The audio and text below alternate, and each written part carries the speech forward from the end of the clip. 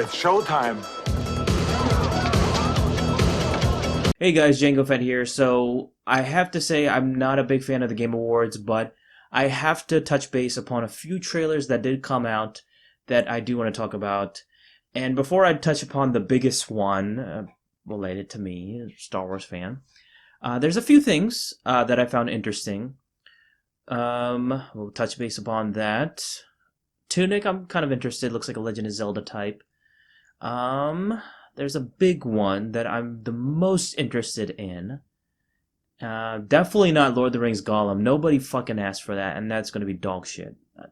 Fucking shit.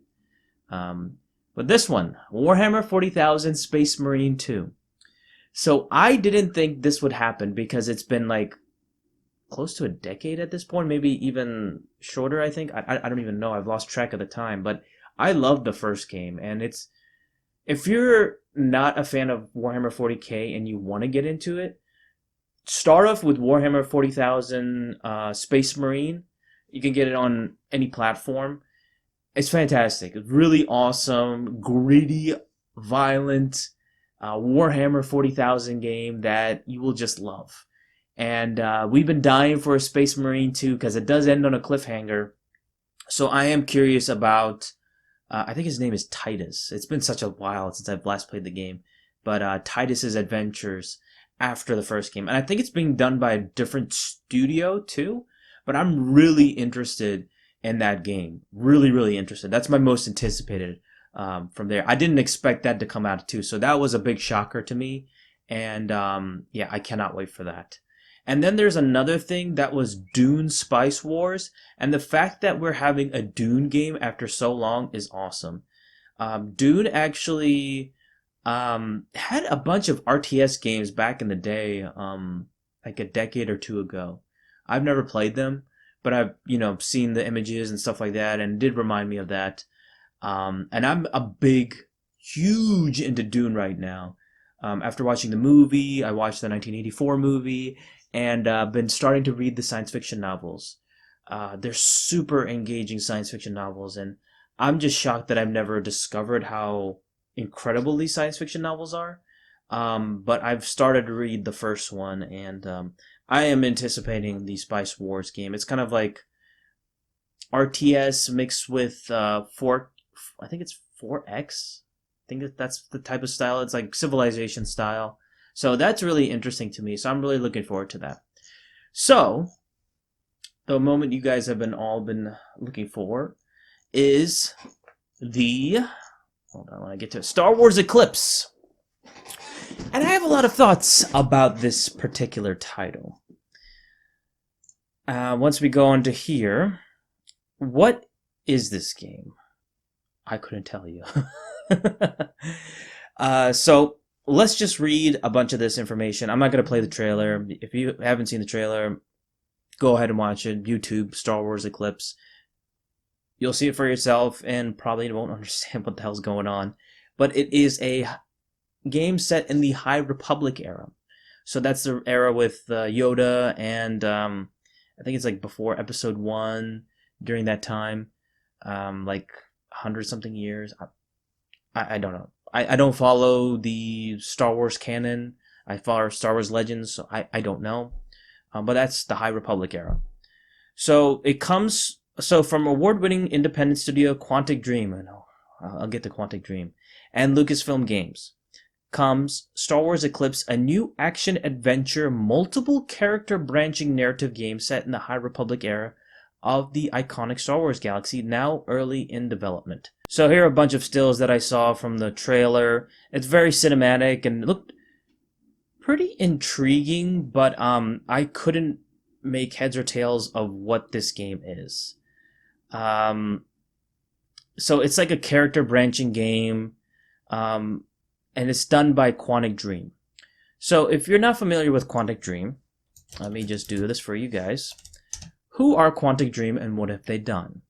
So, this is a French studio, and they've been known for doing, in my opinion, pretty... I'm going to offend a lot of people when I say this. Pretty awful games. super overrated, awful games that I do not like. I detest.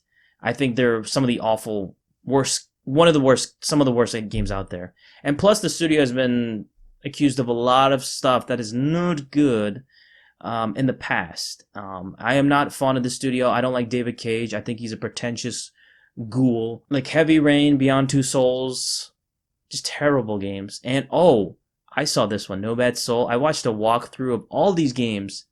Awful. However, I will say this. I will give it the benefit of the doubt that Detroit Become Human is their best title. And I actually did like it. Like these games, I don't play them. These games you don't really play. You just experience through. It's not. It's like a movie, pretty much, and it's not really exciting or engaging to me. But I will give Detroit Become Human the benefit of the doubt. That does seem like it was a good title. I will give it the benefit of the doubt. This Star Wars Eclipse, if it's much like their past games, I think it's going to be dog shit. I'm just saying right now. But it is going to be done by multiple studios, so it's going to be Lucasfilm Games is also going to be a part of it. Yeah, so for some reason there's no Wikipedia on Star Wars Eclipse, from what I've seen. But if it's done by multiple studios, maybe that's a good sign. But Quantic Dream doesn't really have a great track record from what I've seen. For me personally, maybe I know a lot of other people that love Quantic Dream games, and that's fine. But if it's much like this type, Quantic Dream and their past games, I don't want anything to do with this game. I really don't. But before I give my opinion and say like this game is going to be dead in the water for me, I will give it the benefit of the doubt and look at some gameplay and stuff like that, because this was just a cinematic and it seemed fine, but once I saw Quantic Dream was a part of it, I was like, yeah, no, I'm not interested. But we'll see how the gameplay shapes up, how like who the characters are and what's going on, because there was just like so much that was going on that I don't. Yeah, it's just like hard to keep up. Like, what the hell was going on? I couldn't tell you. It was just so much craziness. So it seems like an interesting concept, but I don't know how it's going to shape up or play out. Hopefully it's more like Detroit Become Human and not their previous terrible games in the past. And then I think it could be good, but we'll see. I like I said, I'll give it the benefit of the doubt and see how it plays out. But I'm really not looking forward to this game, I must say. I will look forward to other games, Star Wars affiliated games, but as for Star Wars Eclipse, I'm not really looking forward to it, but that's just me. So those are my thoughts of Star Wars Eclipse. Let me know your thoughts in the comment section below, and tell me, are you looking forward to this game or not in the comment section, as well as tell me what you liked the most out of the Game Awards. Also, I must say that Joseph Fares really captured the Game Awards again with his comments as well. I really love the guy, and It Takes Two won Game of the Year. That's awesome. I think that's the one bright spot of the Game Awards. It's not like a corporate mess, that sometimes there might be this one bright spot that will carry it. And while I don't watch the Game Awards at all, when I see the highlights and see that stuff, I think that's a boost in the Game Awards and the gaming industry as a whole. Like a bright story with Joseph Fares. So that's something that I do like, I must say. So that's it for me. Please be sure to like this video, subscribe to my channel, Django Fett, if you haven't already, and I'll see you, my fellow Mandaway, my brothers and sisters, next time. Ooh, yeah!